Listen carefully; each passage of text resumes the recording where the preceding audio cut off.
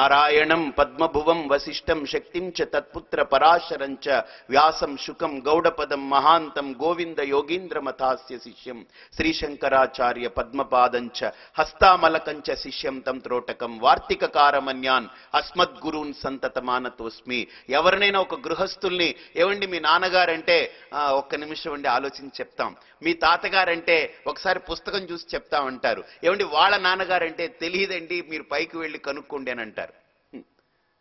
అంటే మీ యొక్క పరంపరలో ఒక 2-3 తలకాయల గురించి ఆలోచిస్తే ఇంకా ఆలోచన ఆగిపోతుంది. కానీ మా పరంపరలో ఎస్పెషల్లీ నన్ను కనుక అడిగితే ఇగో ఇన్ని తలకాయలు చెప్పుకుంటూ నారాయణుడి దాకా వెళ్ళగలం.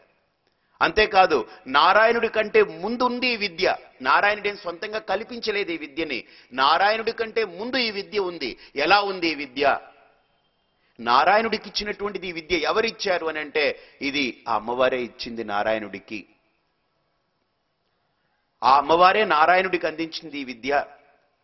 ఆ పరాశక్తి నారాయణుడికి ఈ విద్యను అందించింది.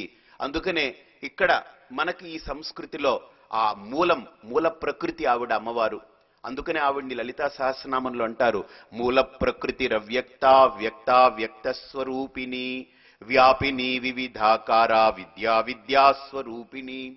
కాబట్టి మూల ప్రకృతిగా ఉన్నటువంటి అమ్మవారు ఆ వ్యక్తమైనటువంటి నారాయణుడికి ఈ విద్యను వ్యక్తపరిచింది. ఎలాగైతే ఒక విత్తనం భూమిలో నాటితే చిగురించి ఒక మొక్కగా వచ్చినప్పుడు దాంతోపాటు ఆకులు ఎలా వస్తాయో, ఈ మూల ప్రకృతిలో మమేకమైనటువంటి ఈ విద్యని నారాయణుడిగా వ్యక్తం చేసినప్పుడు వ్యక్తమైన నారాయణుడితో పాటు విద్య కూడా వ్యక్తమైంది. కానీ అలా విద్య బ్రహ్మకు వ్యక్తం అవ్వలేదు, నారాయణుడు ఇచ్చాడు, దట్స్ ఇట్. నారాయణుడికి అమ్మవారేంటి తనతో పాటు వ్యక్తపరిచింది విద్యని, కానీ వ్యక్తపరిచినటువంటి ఆ విద్యని బ్రహ్మకి ఇచ్చాడు. బ్రహ్మ తన యొక్క కుమారుడు వశిష్ఠుడికి ఇచ్చాడు, శక్తికి ఇచ్చాడు, పరాశరుడికి ఇచ్చాడు, వ్యాసుడికి ఇచ్చాడు, శుకుడికి ఇచ్చాడు. అలా ఈ సాంప్రదాయం కొనసాగుతూ వచ్చింది.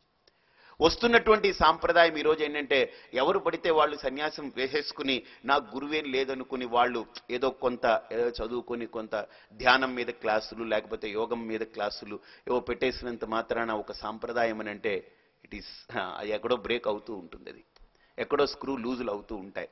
బికాస్ ఒక వ్యక్తిని రక్షించేది పరంపరాగతమైనటువంటి విద్య కాబట్టి దానికి గౌరవం ఇచ్చినటువంటి వ్యక్తిని ఆ పరంపర రక్షిస్తూ ఉంటుంది.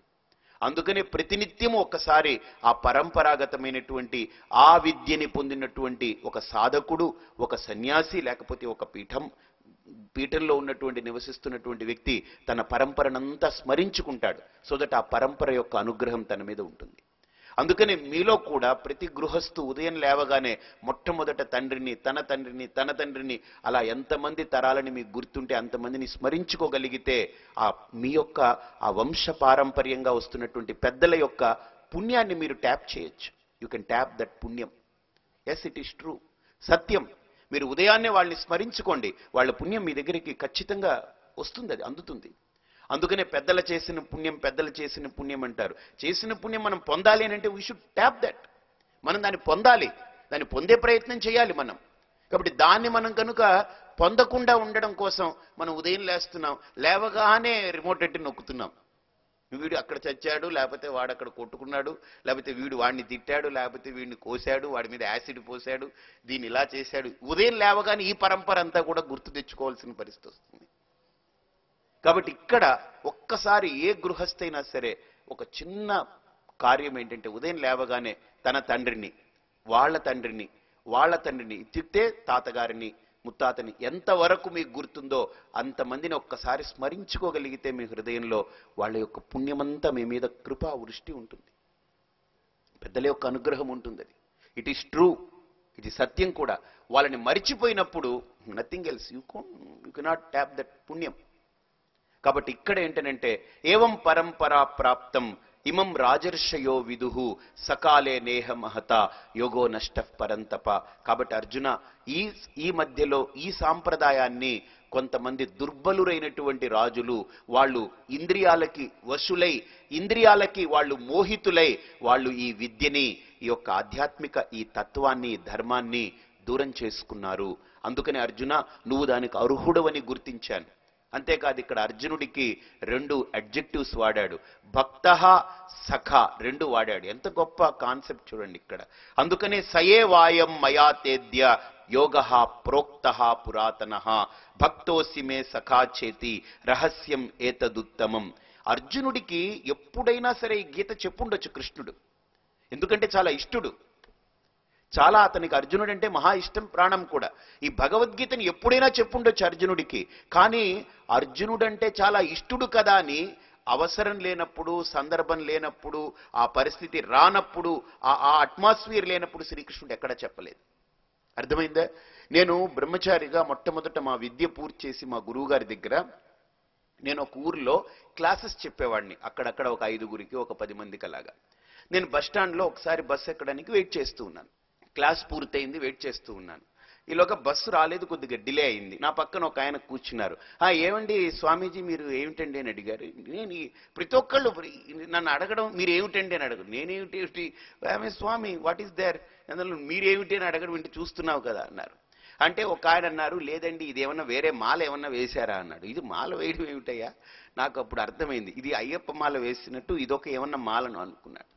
అని అతను అన్నాడు, స్వామి నేను అయ్యప్ప మాల వేశాను చూశారా అన్నాడు. ఓ చాలా మంచిది స్వామి, దీంట్లో 2 బెనిఫిట్స్ ఉన్నాయన్నాడు.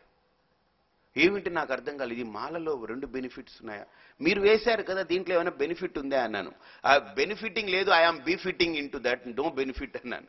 నేను దాంట్లో ఇమిడి ఉన్నాను కానీ నాకేం బెనిఫిట్గా ఏం లేదు, బాగానే ఉంది, it is going on, I'm just taking class, I'm coming back, నా ఒంటరిగా నేను హాయిగా ఉంటున్నాను అన్నాను. ఈయన అన్నాడు, లేదు ఈ మాలలో అయితే 2 బెనిఫిట్స్ ఉన్నాయన్నాడు. ఏమిటనంటే నాకు ఊర్లో చాలా అప్పులు ఉన్నాయి, ప్రతిరోజు అందరూ వచ్చి అడుగుతూ ఉండేవారు. ఇప్పుడు నేను వాళ్ళకి కనపడకుండా తిరిగేవాడిని. కానీ ఇప్పుడు ఈ మాల వేసిన తర్వాత ఊర్లో అందరూ అడగడం మానేశారు. ఒకటి కనిపించినప్పుడు స్వామియే శరణం అంటున్నారు. చూసారా ఇది ఎంత బాగుందో ఇదన్నాడు. So it is your convenience, okay have it, what's wrong in that, నీకు అది బాగా అనిపిస్తే వేసుకో. నేనన్నాను ఎన్ని రోజులు వేసుకుంటాను, అప్పులు తీరేదాకా ఇది వేసుకుంటూ ఉంటానండి అన్నాడు. అంటే అప్పులు ఎప్పటికీ తీరదు, వాడు తీరిపోతాడు, వాడి కాలం చెల్లిపోవాలి, అంతదాకా ఈ మాల్లోనే ఉంటాడు అనమాట. సో అలా వేసుకునే సన్యాసం కాకూడదు, ఇది అలా వేసుకునే వస్త్రం కాకూడదు. తన్ను తాను ఏదో రక్షించుకోవడం కోసమో, తన్ను తాను కాపాడుకోవడం కోసమో వేసుకునేటువంటి వస్త్రం కాకూడదు. ధర్మాన్ని రక్షించడం కోసం, ఒక సాంప్రదాయాన్ని రక్షించడం కోసం, ఒక పరంపరను ఆదుకోవడం కోసం ఈ వస్త్రాన్ని తీసుకోవాలి, తన కోసం కాదు ఈ వస్త్రం. అందుకనే భూహు సన్యస్తం మయా, భువః సన్యస్తం మయా, సువః సన్యస్తం మయా అని సన్యాసం స్వీకరించేటప్పుడు గురువు చెప్పిస్తాడు, ఇక నుండి నువ్వు భూమిని విడిచిపెట్టేయాలి. అలాగనే భూవర్లోకం, స్వర్గం మీద నీకు వ్యామోహం ఉండకూడదు. అంటే స్వర్గము అనంటే సుఖభోగాలు, that's it, that is the implied meaning. భూమి అనంటే ఇక్కడ ఉండేటువంటి విత్తం, ఆస్తి, ఐశ్వర్యం, వీటి మీద. స్వర్గం అనంటే సుఖభోగాలు. ఇకపోతే భూహు సన్యస్తం మయా, సువః సన్యస్తం మయా, భువః సన్యస్తం మయా అంటే ఏ రకమైనటువంటి పాపపుణ్యాల మీద నీకు ఏ రకమైన ఆ క్లింజ్ ఓవర్ ఉండకూడదు. You should be transparent and tranquil person right from now, for which this ochre clothes are been gifted to you. నీకు ఈ కాషాయం అనేది అందుకోసం ఇవ్వబడింది అని ఆ కాషాయాన్ని ఇస్తారు అక్కడ. కాబట్టి ఆ సాంప్రదాయాన్ని, ఆ పరంపరని కొనసాగించడం కోసం, దాన్ని ప్రొటెక్ట్ చేయడం కోసం ఇవ్వబడింది కాషాయం.